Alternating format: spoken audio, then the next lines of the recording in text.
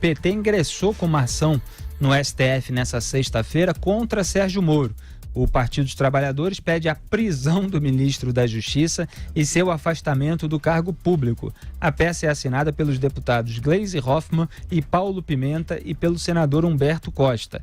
Na avaliação dos petistas, Moro não poderia acessar os dados apreendidos com os supostos hackers presos nesta semana.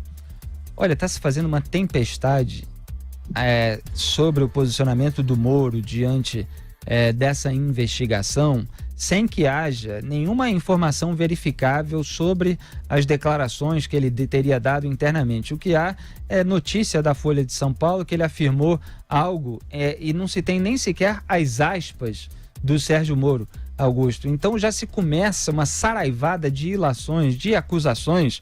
A gente espera, evidentemente, que haja informações verificáveis para a gente avaliar como é que está sendo levada a cabo toda essa investigação. Mas eu acho muito engraçado quando o jornal noticia que o Sérgio Moro disse não sei o quê e não tem sequer as aspas dele.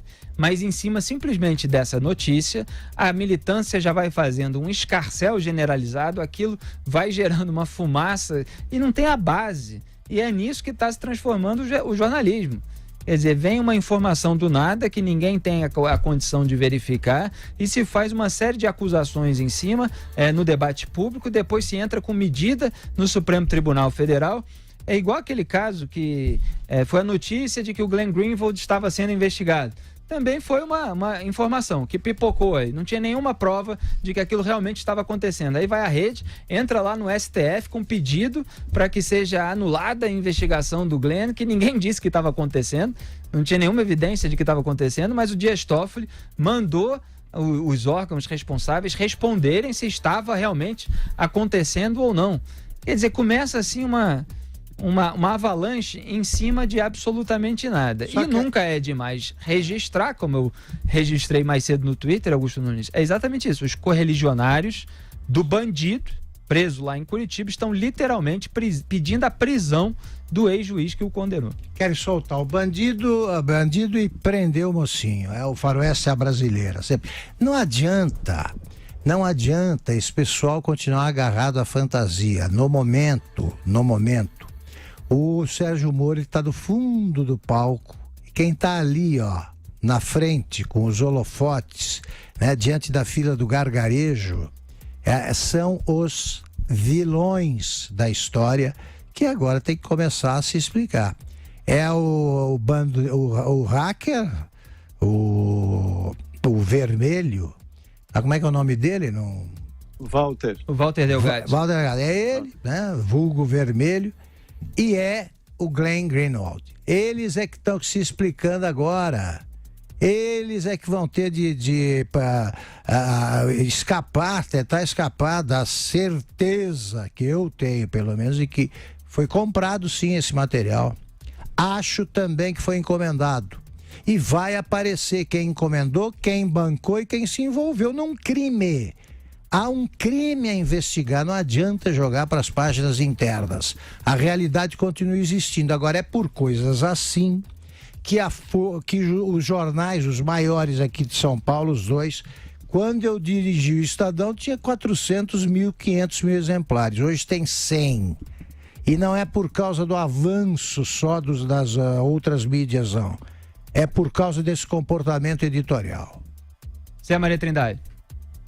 Olha, Felipe, é aquela história da tentativa de inversão. Quando me perguntam aqui, houve alguma consequência para o ministro Sérgio Moro, todo esse movimento, essas publicações? Eu falei, claro que houve. Ele ficou muito popular e todos conheceram por dentro, né? Como ele foi um profissional, um juiz que cuidou exatamente da Lava Jato, porque sabia o que estava enfrentando. Durante todo esse processo aí, ficou comprovado e a indicação é de que não terá muita coisa mais não para ser publicada, né? E seria uma vergonha publicar alguma coisa nesse momento em que o pessoal do Intercept é que tem que explicar como é que é essa aliança com bandidos, com presos investigados na Polícia Federal, né? É ele que tem que explicar.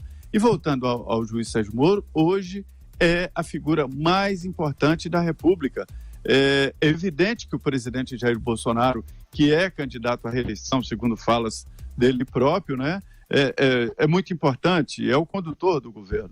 Mas é que o juiz Sérgio Moro, ele se tornou uma figura muito emblemática e muito forte na República, exatamente em decorrência da revelação, né, como ele tratava, né, a sua função de juiz e como ele dava a importância devida a esse processo chamado Lava Jato, que pode mudar a cultura e os costumes brasileiros com relação aí à corrupção e a roubo de dinheiro público. É evidente. Nesse momento, o Partido dos Trabalhadores e o PCdoB e o PDT estão aí tendo que dar explicações porque estão exatamente do outro lado. Estão exatamente entre os que estão apoiando, mais uma vez, bandidos, né? Estão apoiando exatamente quem fez invasão em telefones até de colegas, do presidente da Câmara dos Deputados. Como dar apoio a uma situação dessa? Que posição esquisita é esta? Então, a revelação desse processo indica realmente uma subida do ministro Sérgio Moro na aceitação pública. Isso é evidente.